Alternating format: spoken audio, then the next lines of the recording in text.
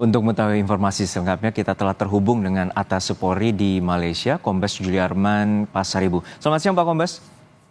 Selamat siang, Pak Hadro.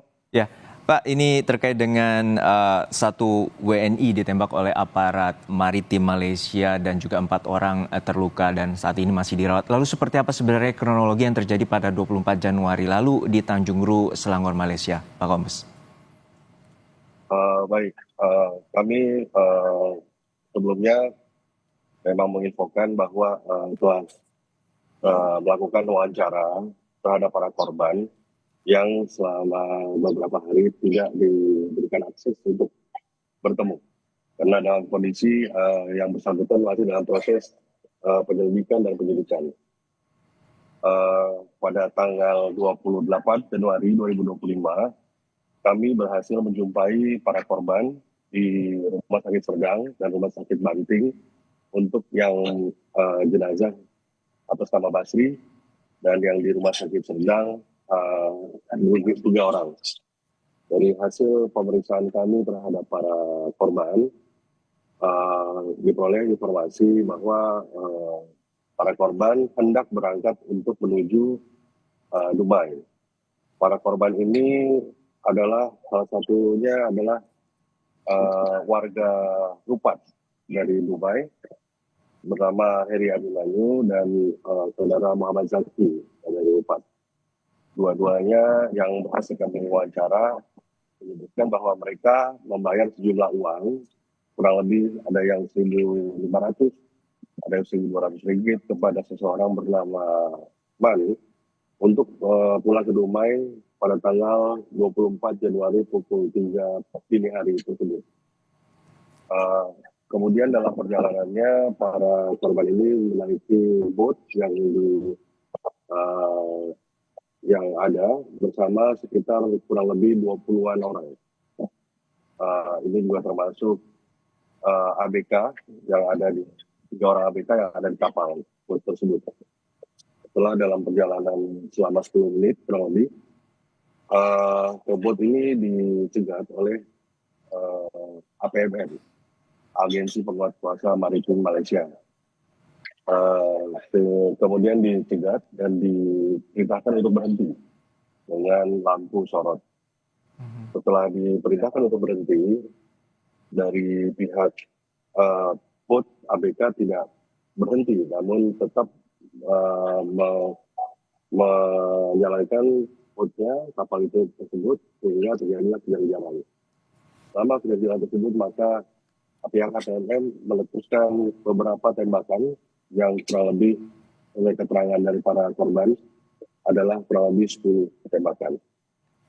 Sehingga bot itu berhasil lari dan tidak bisa dikejar lagi oleh APMM. Pada akhirnya bot itu merapat dan bersandar di pantai.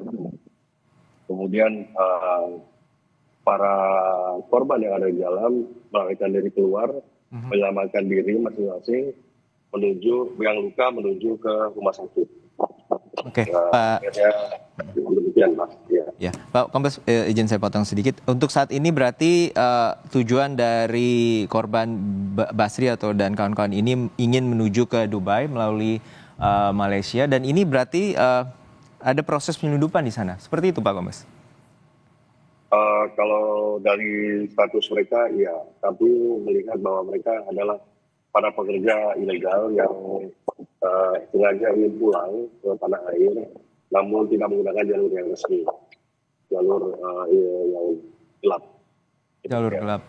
Oke. Ya. Tadi Bapak sempat menyebutkan ada 25 orang termasuk ABK di sana. Dan artinya ini warga negara Indonesia semua atau seperti apa gambarannya? Kalau dari keterangannya para korban mereka adalah warga negara Indonesia semua. Namun tidak saling kenal di antara mereka. Jadi mereka tidak saling kenal di dalam kapal itu. Ada yang dari Dumai, ada yang dari Aceh. Gitu.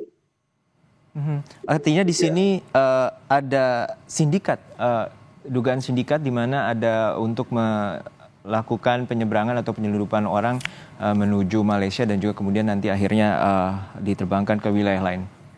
Betul, betul.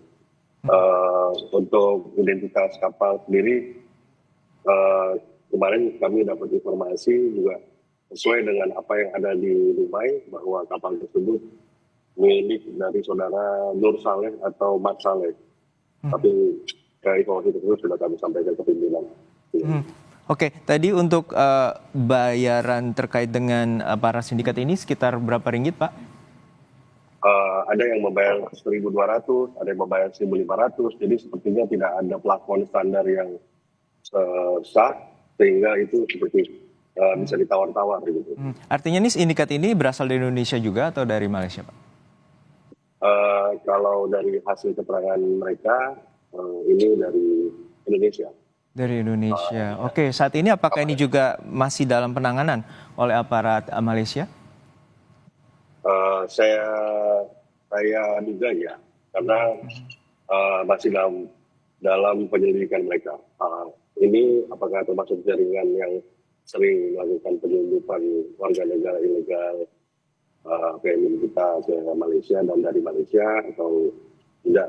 Ini saya kira masih dalam pemeriksaan dan penyelidikan mereka. Oke, untuk saat terakhir ini memang ada polemik bahwa aparat maritim Malaysia itu menyatakan bahwa dari 5 WNI ini melakukan perlawanan. Apakah kemudian dari pihak Kemlu menyatakan bahwa tidak ada perlawanan dari pihak warga negara Indonesia? Artinya seperti apa temuan dari Atas Polri di sana untuk proses investigasinya? Kami dari fakta-fakta di lapangan pada saat ini masih belum menemukan adanya perlawanan yang dilakukan oleh warga negara Indonesia.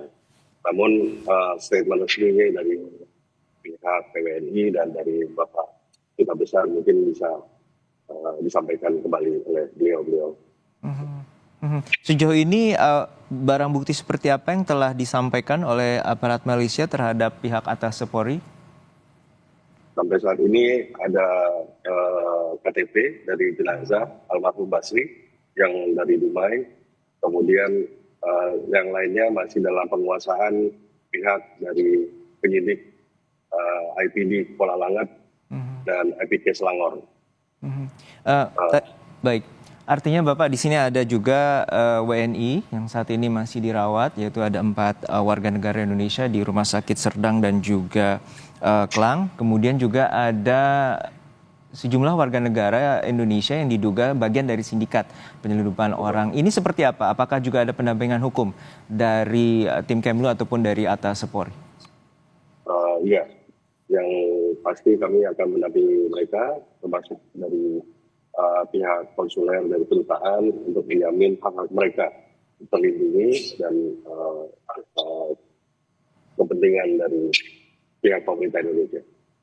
Ya, Pak Kombes, untuk saat ini informasinya jenazah WNI yang meninggal akan dipulangkan ke Indonesia. Seperti apa prosesnya? Dan juga 4 warga negara Indonesia yang masih dirawat, seperti apa perawatannya dan apa saja luka yang dialaminya? Ya, kami sudah mengambil jenazah berdasarkan persetujuan dari pihak penyidik. Kami sudah melanjut juga menyewa jasa kasket, jasa pengiriman jenazah yang akan berangkat ke Dubai dengan pesawat udara dari Kuala Lumpur jam 15.30 ini akan berangkat membawa jenazah almarhum Basri ke Dubai. Baik, kita nantikan bagaimana pengusutan tuntas dan juga kita apresiasi bagaimana pendampingan hukum yang telah dilakukan oleh pihak Atas Polri dan juga tim Kemenlu di Malaysia. Terima kasih atas waktunya dan informasi dari Atas Polri di Malaysia, Bapak Kombes Juliarman Pasaribu telah berbagi informasi di Kompas.